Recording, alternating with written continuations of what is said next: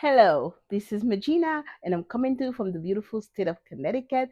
Thank you so much for clicking on this video to watch what I have to offer to you today. If you're a returning subscriber, thanks again for clicking. And if you're new, join in. This channel is fun. We do all kind of things here.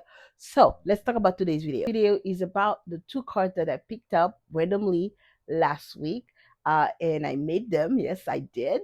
And then we're going to pick up another set of two cards using the Wheel of Names. So let me refresh your memory a little bit. So the first card that we had picked up was this motifs here. It's the Clematis motifs. That was the first one. And the second one was those little buttercups. So it was a set of four little flowers, buttercup together. So let me show you what the results were. Ready for it? All right. I think I stuck pretty closely to the colors. This is the original and this is my version. So I did pick a lighter green because I thought this one was a little too dark.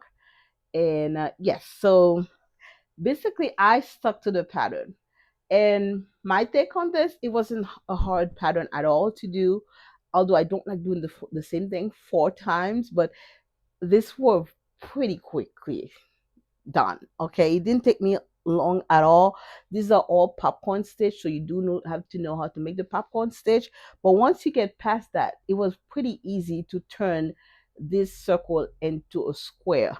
The only modification I did was the designer did not have a row of single crochet after making all of them, so you're supposed to just join them like that. And I don't like joining my square without a row of single crochet because I find that it's a little unstable. It's not as strong.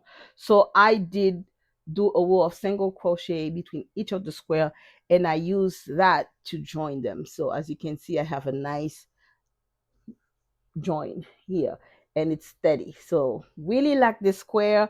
Flower was the Clematis, and this is my rendition of it.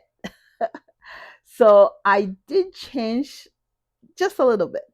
Okay, so this one was made with darker green. And again, I chose a different green. This is more like turquoise because the green that I used to make the other one, let me show it again. The green that I used for this one, I only have one skein of this. Of all the greens I have, I only have one of this. This was a big twist green, and I'm not sure why I only bought one.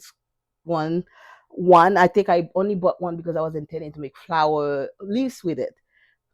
In hindsight, I should have bought more than one, but I only have one. So in big twists, you know what's going on with Joanne. Joanne is gone, and I'm not sure I'm gonna find the same exact yarn again. So I didn't want to take the risk of making a whole bunch of squares with it as a background and then not having enough to finish it and things like that. So I decided to go with this. Actually, I like this better. It's more joyful, more even summer-like. So I think this is gonna look nice with that. So yeah, so this one was a little bit of a challenge. Not a hard square to do at all, but it does have those pickle stitch. And I did find it kind of hard to line them. Even now, they're not sitting right to create the 3D effect. And one of the tips I have if you're making that square, because this here are the spike double crochet, and you're supposed to go down to one of the loop that you leave unworked down here to make the spike. And I was having a hard time identifying that stitch once you done your magic circle or whatever you decide to do. I think she did chain 4, I did magic circle. It doesn't matter, you're just having a hard time to do it. So I actually went back and mark all those stitch with a stitch marker. After doing it like 3 times and it's still not coming out right, that's how I did. I marked the stitch that I need with a stitch marker, and that helped tremendously. I was able to see exactly where I needed to go. But once you pass that, the petals themselves are not hard. So it's this little center that is a challenge in that square. And then you're supposed to turn this into a circle. So you'll be supposed to attach in the back. I didn't do that. I thought it was way too much work for me to try to attach this in the back. So what I did an applique. Okay. That's another way around it. Again, patterns are recipes. You can always adapt it to your liking, right? And that's what I did. So I did a granny square on the back, and I sewed it into it. And I think I did a pretty good job because you can barely see where I sewn this. And I made extra effort not to bring, because I sew it with the same color that I did here, and I made a lot of effort not to have my stitching show on the petal itself. And again, pretty good job with that. Only here, I think, I don't know if I was not looking. I have just a tiny stitch showing here, but nobody's looking. Yeah, so yeah, I really like it. It's a beautiful flower. I love my color choices. Tell me what you think of them. But yeah, it was not bad at all. You know, once you figure out how to do the picot stitch on the center, it's really a pretty cute flower. I like it, and I don't mind the blue showing in the back here. Not the blue. I mean, it's coming at blue, but it's really like a turquoise. It's fine. you know. So really like my choices. So these were the two flowers, and I'm gonna say it's a yes for me. I like both of them. I have all kind of ideas in my head on what I'm gonna do with them.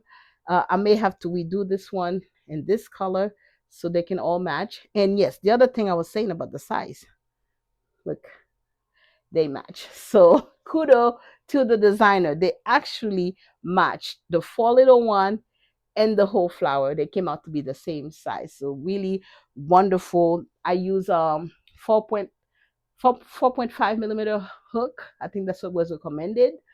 And those are all worsted weight yarn. So nothing fancy here. So love them, and I hope you enjoy watching them. Okay, so now we're gonna go to pick the next two flowers for next week. Pick up the next two flowers that I'm gonna be doing. Okay, I'm so excited to see what's gonna come up, and whatever it is, it's what I'm doing. Okay, hard, easy, not liking it, it doesn't matter. I'm gonna do it. All right, so let's spin for our first one. I hope the light is not too much. Okay, perfect.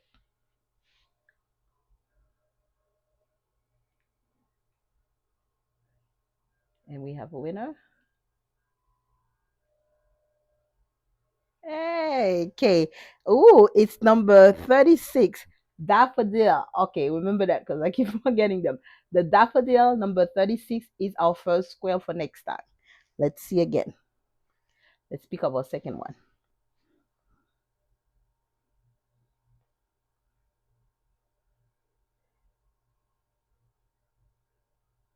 And ta-da!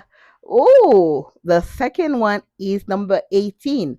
Rose Campion. I think that's how you say it. So it's a daffodil and the rose. So let me go find those cards, and we're gonna see what they look like. All right. Ta-da! These are the two new flowers I'm gonna be working on. This one here is number 36, the daffodil. That was the first one we picked up. And then this one is number 18, the rose campion. So this looked more like a traditional granny square to me. And this is more, looks more like a challenging one. All right, let me see what stitch is involved in those. Let me grab my glasses this time. All right, for the daffodil, that's number 36. It has picot stitches in it.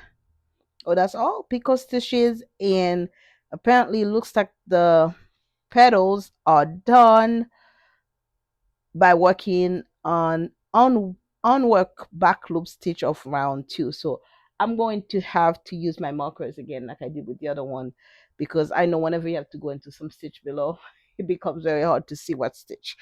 And it looks like you are going to attach it to, just like the other one. So I'm gonna do what I did with the other one, which is to make a granny square and attach it to it. That's my way of doing it. I'll make it easier for myself. So looking forward, and I think I have those colors. I think I see about one, two, three colors. My background is gonna be the same colors that I use for the Clematis, and then I will follow everything as is. Really liking this one. All right, and then the other one is this one here, and what's involved in Mrs. Rose Campion. Okay, so we have 4 DC cluster, 5 DC cluster, spike double crochet, stitch, and yeah, you still have to kind of work the little below. So we'll mark it down. I guess for this one, this is your spike stitches, the part that goes down, which we can do. It doesn't look so hard to do. All right.